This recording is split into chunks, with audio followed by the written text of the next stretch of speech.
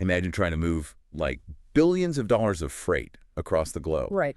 But you have to completely bypass Yeah. a hostile nuclear-armed neighbor. Yeah. You have to cross two seas, construct these massive railways through immense stretches of desert, and navigate one of the most volatile active conflict zones on the planet. Just a casual logistical challenge, right? And all of this just to cut your transit time to Europe by 40%. That's wild. It is. But that is the reality, and honestly, the sheer audacity of the India, Middle East, Europe Economic Corridor, widely known as IM. Exactly, IMS. And you are listening to this deep dive right now because you aren't just looking for generic headlines. You are preparing to actually analyze, assess, or maybe even write policy on one of the most complex geoeconomic developments of our time. Yeah, you need the mechanics behind it. Right. So our mission today is to take this highly concentrated policy document we have, which details IMC's physical architecture, its geopolitical motivations, and its structural challenges, and we're going to convert it into a high-retention strategic briefing for you. Which means we are going to extract the underlying logic. We aren't just looking at the map, right? Exactly. We are interrogating why the map is being redrawn in the first place. Because maps are never just geography. They are physical manifestations of political will and economic necessity. To understand IMEC, we really have to recognize that these lines being drawn from India through the Arabian Peninsula and into Europe, they're fundamentally rewiring global power dynamics. Okay, let's unpack this.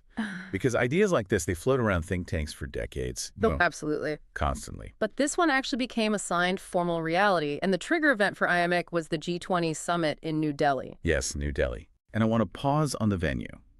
Because in international relations, the where is usually just as important as the what. Why New Delhi? I mean, why not Washington or Brussels or Riyadh? Well, the venue is your very first crucial anchor point here. New Delhi hosting the G20 and securing the IMS agreement is, frankly, a masterclass in strategic signaling. Oh, so? Because India is actively positioning itself as the bridge, right? The bridge between the global south and the traditional Western powers.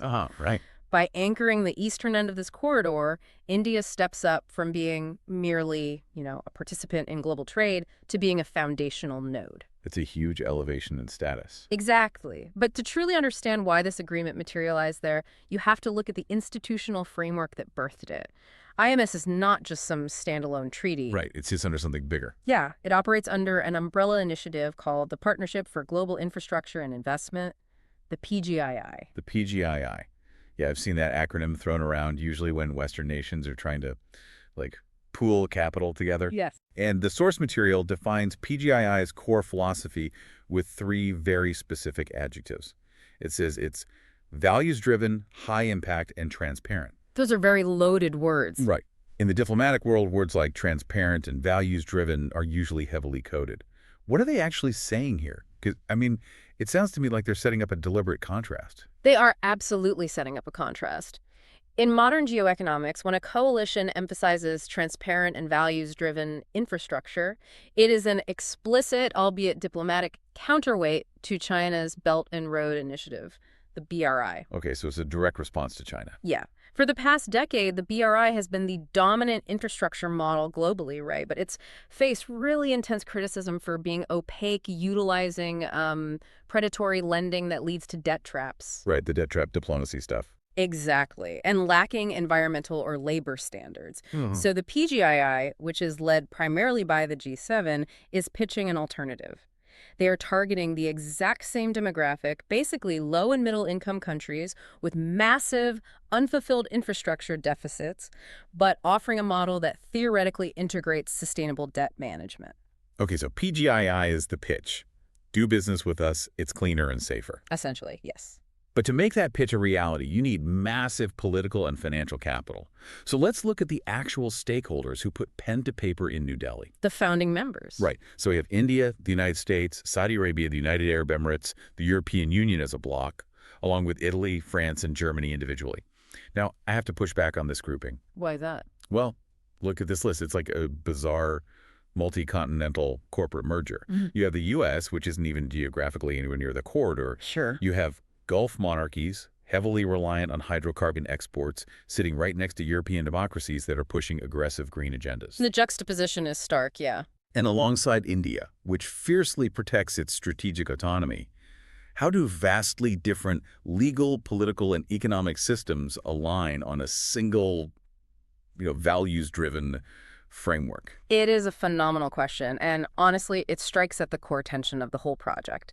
They align because their shared vulnerabilities have overridden their systemic differences. Okay, break that down for me by stakeholder. Sure. So for the European Union, France, Germany, and Italy, their motivation is supply chain resilience, period. Because of the recent shocks. Exactly. Following the weakening of the WTO's dispute mechanisms, the massive supply chain shocks of COVID-19, and the sanctions from the war in Eastern Europe, Europe realized it cannot rely on single points of failure anymore. Not for energy, not for goods. Right. They desperately need diversified, secure trade arteries.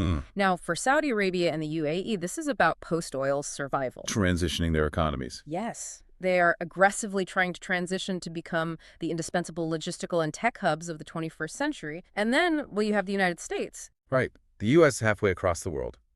Why are they a founding signatory of a corridor connecting Asia to Europe? Because the U.S. views this entirely through the lens of global hegemony and its Indo-Pacific strategy. The U.S. might not physically sit on the route, but it acts as the institutional guarantor. Ah, I see. By driving the PGI framework, the U.S. is offering its traditional Middle Eastern partners a viable alternative to deeper integration with Beijing. So it's keeping them in the fold. Exactly. It's a mechanism to keep the Arabian Peninsula aligned with Western and Indian economic architectures, rather than them slipping entirely into a Sino-centric sphere of influence. Okay, before we move on, I want you listening to pause for a second. We're going to do our first active recall loop. Mentally list the trigger event, the underlying institutional framework, and at least 4 of the non-Asian signatories. Good exercise. Got it. G20 in New Delhi, the PGI framework. Yeah. And the non-Asian signatories, the U.S., the EU, Italy, France, and Germany. Spot on. Now, if I'm drafting a policy brief, right, and I only have about 150 words to explain the origins and institutional backing of this entire mega project, what is the exam answer framework for that? What absolutely was B in that opening paragraph? Okay, if you need a tight, high-retention framework for the origins, start strictly with the trigger event. State that IMC was formalized at the G20 summit in New Delhi. Okay, G20 New Delhi. From there, pivot immediately to the underlying mechanism. You must explicitly name the Partnership for Global Infrastructure and Investment, the PGII. And include those adjectives, right? Yes. Ensure you include the 3 core adjectives: values-driven, high-impact, and transparent. Then, conclude by listing the strategic alignment of the 8 founding members: India, the U.S., Saudi Arabia, the UAE, the EU, Italy, France, and Germany. So the key is to frame them not just as dots on a map. Exactly. Frame them as a multi-continental alignment offering a viable alternative for global infrastructure funding. Perfect. All right, so we've mapped out the boardroom strategy, Yeah. but a treaty is basically just paper until you pour concrete, Oh, absolutely. And the physical map of IMC is just staggering. The source document divides this into 2 distinct corridors. We've got the East Corridor and the Northern Corridor. Yeah. So let's trace the East Corridor first. This is the maritime leg connecting India to the Arabian Gulf. Yes, and to master this, you need to visualize the specific nodes. On the western coast of India, the source identifies 3 critical anchor ports. Okay, mapping these out slowly so they stick. Right. In the state of Gujarat, you have Mundra and Kandla. Mundra and Kandla. And then further south in Navi Mumbai, you have the Jawaharlal Nehru Port Trust, or JNPT. Got it, JNPT. These are massive, high-capacity facilities. They're capable of handling the initial outward thrust of Indian exports. From these 3 ports, freight is loaded onto vessels to cross the Arabian Sea. And where exactly are they making landfall on the Arabian Peninsula? They dock on the eastern edge. The document names 3 key ports in the United Arab Emirates: Fujairah, Jebel Ali, and Abu Dhabi. Jebel Ali is massive, right? Oh, Jebel Ali is already one of the busiest and most sophisticated ports in the world. And then further north, in Saudi Arabia, the goods can dock at Dammam and Ras Al Khair. Dammam and Ras Al Khair. So this maritime crossing from India to the Gulf, that constitutes the entirety of the East Corridor. Correct. That's the East Corridor. Okay, so that's a pretty straightforward maritime leap. Yeah. But the next phase, the Northern Corridor, this is where the engineering and the geopolitics get incredibly complex. Oh, without a doubt. Because this is the overland multimodal leg. We are taking goods off ships in the UAE and Saudi Arabia, putting them on trains and sending them straight across the desert to the Mediterranean Sea. Yes. Trace that specific rail route for us, because looking at a topographical map, building rail through the Arabian desert seems like a monumental task. It is a monumental engineering challenge. So the overland rail link begins at the port of Fujairah in the UAE. Okay, starting in Fujairah. It crosses the border into Saudi Arabia, and the document specifically notes it will pass through two locations, Guwaifat and Harad. Guwaifat and Harad in Saudi Arabia. Right. After traversing the vast expanse of Saudi Arabia, the railway must cross north through the nation of Jordan. Through Jordan. And finally, it crosses into Israel, terminating at the Mediterranean port of Haifa. Let me just stop you there. Fujairah, through Saudi Arabia, Guwaifat and Harad, through Jordan, and ending at Haifa, Israel. That's the overland route. The political coordination required for a single train to cross those specific borders seamlessly. I mean, it's massive. But once the freight hits Haifa, what happens then? At Haifa, we transition back to a maritime route. The containers are loaded back onto ships to cross the Mediterranean Sea into southern Europe. And where are they landing in Europe? The text highlights three primary European destination ports: Piraeus in Greece, Messina in southern Italy, and Marseille in France. Piraeus, Messina, Marseille. Exactly. And from those ports, the goods integrate into the broader European rail and road network.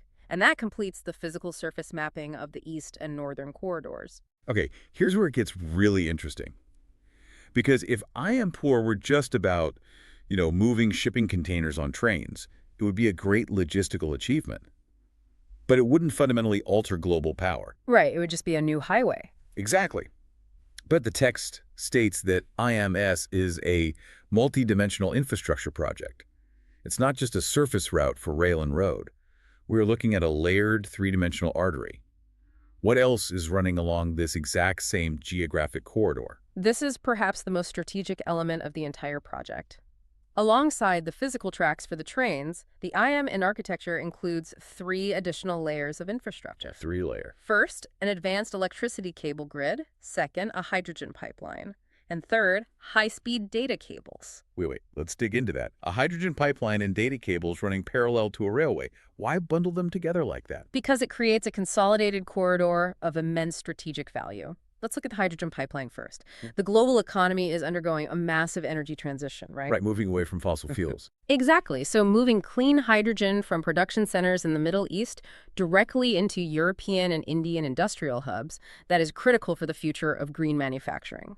By bundling the pipeline with the rail, you share the massive costs. Like the right-of-way costs. Yes, securing the land rights, conducting the environmental surveys, and crucially, providing physical security. Okay, that makes sense. And the data cables, I assume that ties directly into digital sovereignty. Precisely. High-speed data cables dictate the flow of the entire global digital economy.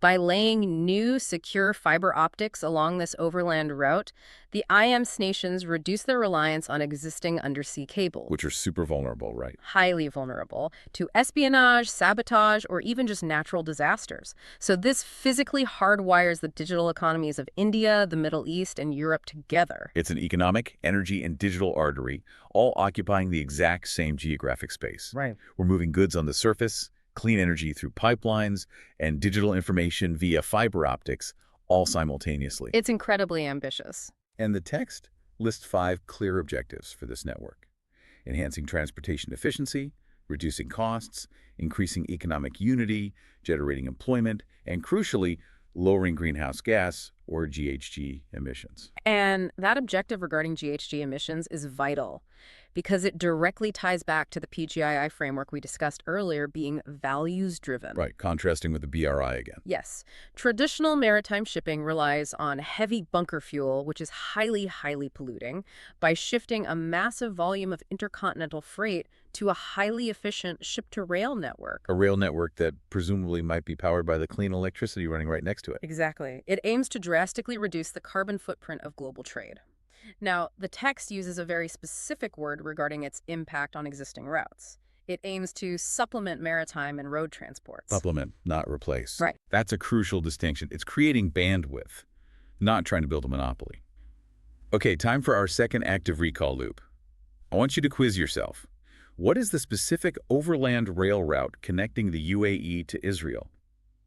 You have to remember the two countries in between. Give them a second to think. Okay, it starts in Fujairah, UAE, goes through Saudi Arabia, then through Jordan, and ends in Haifa, Israel. Very good. Now, if a listener needs to outline this massive geographic architecture on paper for an exam, what is the best bullet point format to structure it so the concepts really stick? The most effective way to retain and reproduce this is by categorizing the nodes visually by continent. Okay, break it down for us. Bullet 1. Anchor the East Corridor in India. Specifically recall Mundra, Kandla, and JNPT. Check out. Bullet 2. Map the Middle East transit points. Group the UAE ports Fujairah, Jebel Ali, Abu Dhabi, and then the Saudi ports Dammam, Ras Al Khair. UAE and Saudi. Got it. Bullet 3. Isolate the overland rail journey. From Fujairah through Saudi Arabia and Jordan, ending at Haifa in Israel. The desert crossing. Bullet 4. List the European terminals. Piraeus, Messina, Marseille. Greece, Italy, France. And finally, bullet 5, and this is the one people forget, create a distinct category for the multidimensional infrastructure. Ensure you list the invisible layers, the electricity cables, the hydrogen pipelines, and the high-speed data cables. Perfect. So we've mapped out the physical steel, the concrete, and the fiber optics. But nobody spends billions of dollars and decades of diplomatic capital just to lay track for the fun of it. Definitely not. Let's talk about the invisible lines driving this project. We need to explore the geopolitical strategy and the strategic motivations. And the source material addresses the elephant in the room almost immediately, which is China. Yes. You really cannot analyze IMEC without placing it in direct juxtaposition to China's Belt and Road Initiative. The document explicitly frames IMEC as a strategic counterweight. Because the BRI has had a massive head start. Over a decade, Beijing has aggressively funded ports, highways, and rail lines across Asia, Africa, and Europe.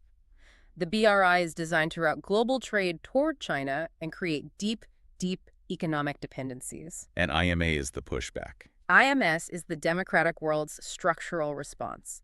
It is a deliberate move to counterbalance China's growing economic and political influence, particularly in the Middle East and the broader Indo-Pacific region. Okay, I understand the macro US-China competition there. But let's look at this from India's perspective. India is the eastern anchor of this whole project. And there is a phrase used in the source material that is absolutely fascinating to me.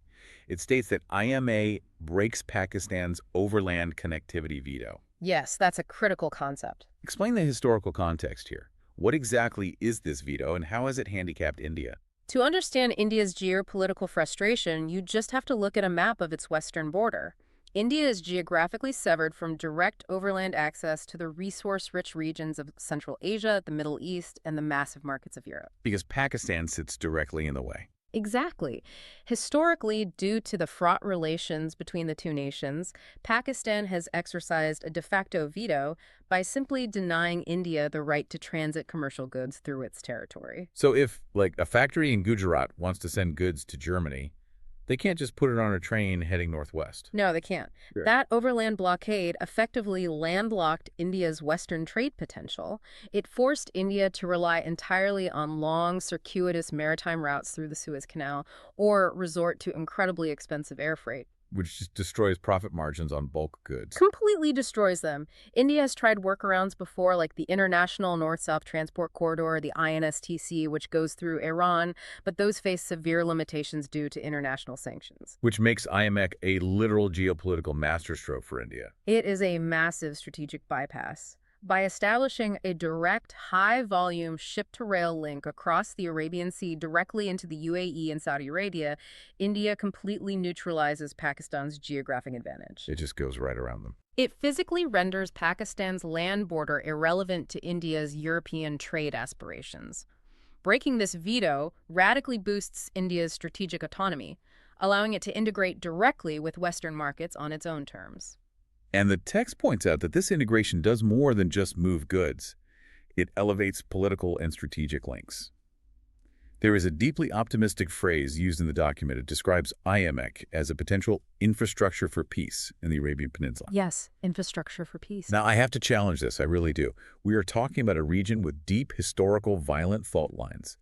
How does laying down steel tracks and hydrogen pipelines actually reduce political tensions?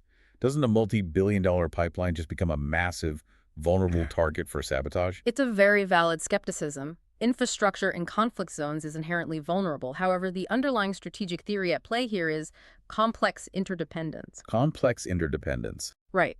Let's look at historical precedent. After World War II, the European coal and steel community physically intertwined the industrial economies of France and Germany.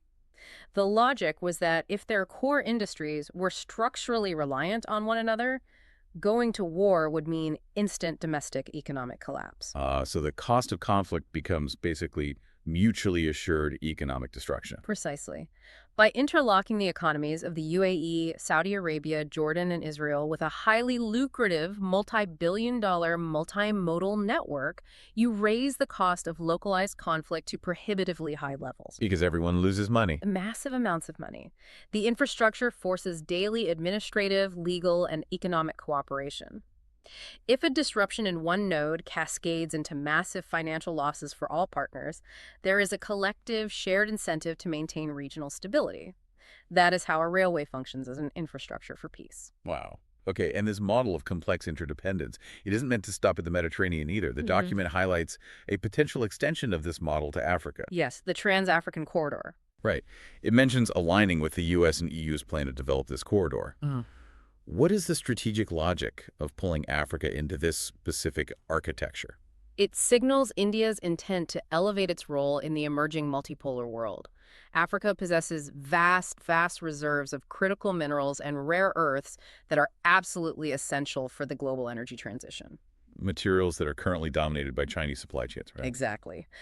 By proving the IMEC model showing that transparent, high-quality multimodal infrastructure works, India, the U.S., and the EU are creating a blueprint that can be exported to Africa. Offering them an alternative. It offers African nations a viable alternative to the BRI, integrating them into a democratic-aligned geoeconomic sphere and securing resilient supply chains for the future. All right, time for active recall loop number 3. Listeners, can you connect the concept of the overland connectivity veto to the specific physical routes we mapped out earlier? Think about how the East Corridor functions. Right, the sea route from Gujarat to the UAE physically bypasses Pakistan's land border, nullifying their veto over India's trade. Exactly. So if we synthesize this geopolitical chess match into a structured analysis, say a 250-word policy overview, how do we weave all these threads together? How do we connect the China counter, the Pakistan bypass, and the African extension? You construct the argument around the central theme of shifting the balance of power. Shifting the balance of power. Okay. In your introduction, define IMEC not merely as a transport route, but as a deliberate mechanism to integrate civilizations from India to Europe. Love that phrasing. Then, your first main point must focus on the macro competition. Detail IMEC as a direct counter to the BRI, highlighting the U.S. motivation to maintain influence and reassure partners through the transparent PGII framework. Okay, macro competition first. Your second main point must narrow in on India's strategic autonomy. Explain how the maritime leap across the Arabian Seas successfully bypasses Pakistan's overland connectivity veto while simultaneously using complex interdependence to foster an infrastructure for peace in the Middle East. Bridging India's autonomy with Middle East stability. Exactly. Finally, conclude by looking to the future. Mention the Trans-African Corridor extension as the ultimate signal of a long-term shift toward a multipolar global supply chain. That perfectly encapsulates the strategy, but strategy doesn't pay the bills. Efficiency does. Let's transition into the actual engine of this project. The economics. Yes, we're moving from the geopolitical theories into the hard economics and security implications. And the primary economic metric highlighted in our source material is just staggering. It says the route could make trade with Europe 40% faster compared to the traditional Suez Canal maritime route. 40% is a monumental figure in global logistics. It's almost half the time. When you reduce a transit journey by nearly half, the economic ripple effects are profound. You aren't just saving on bunker fuel for the ships, you are fundamentally altering supply chain economics. How so? You drastically reduce holding costs, which is the cost of goods sitting idle in transit. You lower insurance premiums. And most importantly, you allow for a much faster turnaround of capital. Because manufacturers get paid faster because their goods arrive faster. Exactly. Velocity of capital. If I can use an analogy here. If the traditional maritime route through the Suez Canal is like dial-up internet for global trade, It works, it's reliable, but it's slow and prone to really frustrating bottlenecks. Mm. IMS is like installing a dedicated fiber optic network straight through the Middle East. That's a great way to look at it. It's a massive high-speed bandwidth upgrade for physical goods. And that fiber optic speed drives the next major point in the document, which is industrial and domestic impact. A 40% reduction in transit time creates a highly efficient network for the seamless movement of both raw materials and finished products. Right. When companies realize they can access European markets almost twice as fast, production scales up.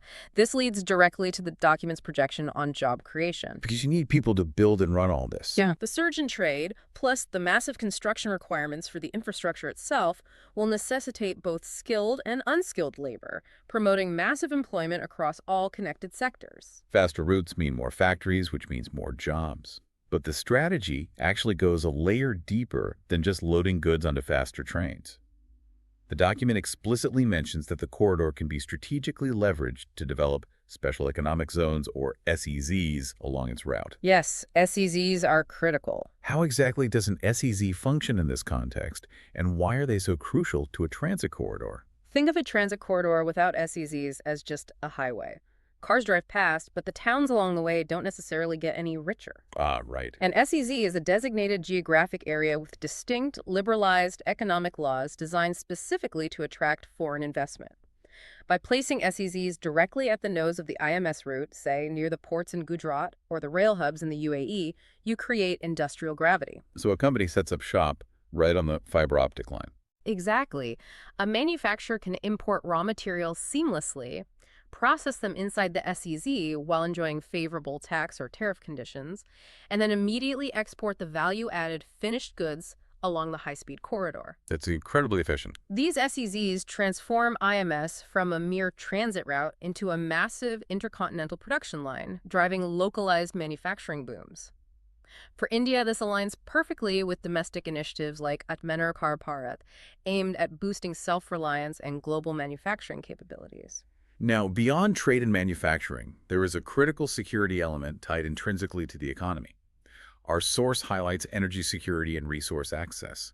It states that the corridor facilitates secure energy supplies from the Middle East, which stabilizes India's energy sector. And this is where we reconnect to the multidimensional infrastructure we discussed earlier. The pipelines. Remember the hydrogen pipelines and electricity cables? Energy security isn't just about buying oil, it's about the reliable, uninterrupted delivery of energy. By physically hardwiring India's energy grid to the Middle East, India heavily insulates its energy sector from traditional maritime choke points, like the Strait of Hormuz or the Suez Canal, which can be easily blockaded or disrupted by localized conflicts or piracy. Stable energy is the bedrock of domestic economic growth. Without it, the SEZs and the job creation simply cannot function. Exactly. They are entirely interdependent. All right, active recall loop number 4. What is the percentage improvement in trade speed, and what are 3 direct domestic economic benefits? Got the number. 40% faster. And the benefits: job creation, special economic zones, and energy stability. Perfect. So if a listener is preparing to write an exam answer about this economic and security nexus, what are the specific administrative and policy terms they need to deploy? The keywords that signal a really deep understanding of the source material. To demonstrate a sophisticated grasp of the policy, you must integrate specific terminology. Give us the list. Use multimodal transport to indicate you understand it utilizes sea, rail, and road. Multimodal transport. Use ship-to-rail transit network to describe the specific mechanism of the corridor. Ship to rail. Highlight special economic zones to show you grasp the industrial strategy of value-added manufacturing. SEZs. Mention GHG reduction to link the economic efficiency to environmental policy. Greenhouse gas reduction. And use intra-regional connectivity to describe the diplomatic and economic linkages being forged. Using these exact terms elevates the analysis from a general overview to a precise policy assessment. Okay, we have painted a brilliant, optimistic picture of what IMEC can achieve. Fast trade, complex interdependence, manufacturing booms, energy security. But maps drawn in boardrooms often ignore the brutal realities on the ground. They usually do. This is an unimaginably complex undertaking, and the source material does not shy away from the immense roadblocks. Let's examine the implementation hurdles. The very first challenge listed is the shadow of conflict. And this is where the optimistic theory of infrastructure for peace collides violently with geopolitical reality. Yeah. The document explicitly names the ongoing conflict in West Asia, specifically citing the Israel, Hamas, and Hezbollah conflicts. It states clearly that these conflicts cast a long, destabilizing shadow over the cooperation required for IMEC. Because the entire northern corridor relies on seamless transit through that exact area. Exactly. The physical route requires daily, frictionless administrative and security coordination between the UAE, Saudi Arabia, Jordan, and Israel. Right. The geopolitical reality is that active, escalating conflict involving Israel and regional militant groups threatens the political viability of that necessary cooperation. Because of public opinion. Yes. Domestic populations in the Arab states may vehemently oppose deep economic integration with Israel during periods of intense conflict. It is the single largest existential risk to the physical continuity of the corridor. It's a stark reminder that human conflict can instantly sever the most efficiently planned supply chain. But even if, hypothetically, the political situation stabilizes completely, we still face monumental physical hurdles. Oh, massive hurdles. The document details logistics and connectivity issues. I mean, developing a multimodal transport corridor across this many borders requires insane logistical planning. The coordination is staggering. You aren't just laying steel track. You have to harmonize customs protocols, integrate digital tracking systems across borders, align legal liabilities for lost freight. Which court handles a dispute. Yeah. Exactly. And standardize administrative procedures across 8 vastly different legal systems. Furthermore, there is the raw physical reality described in the text as missing rail links and construction. Right, because when we mapped this out earlier, it sounded like you could just, buy a ticket and ride the train tomorrow, but that track doesn't fully exist. Far from it. Significant portions of the rail links, particularly traversing the challenging desert terrains of the Middle East, simply do not exist yet. Just empty desert. They are missing links.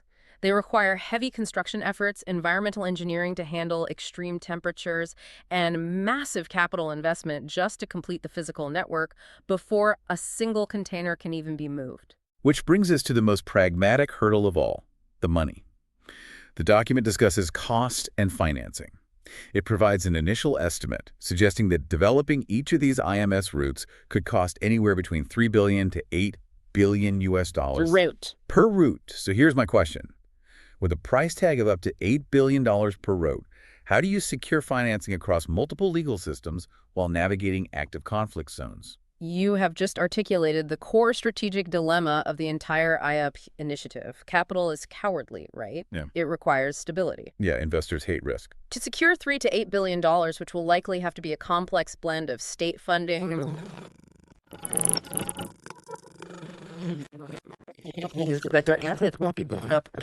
by political embargoes. The geopolitical risk premium must be off the charts. The financing is essentially held hostage by that geopolitical risk premium. If the West Asia conflict remains hot, private capital will demand exorbitant risk premiums, and the financing could completely dry up. So who steps in? Overcoming this requires the PGII framework, meaning the U.S., the EU, and India, to step in and provide massive institutional guarantees to de-risk the investments. And as if physical terrain, active wars, and billions in funding weren't enough friction, there is also diplomatic competition.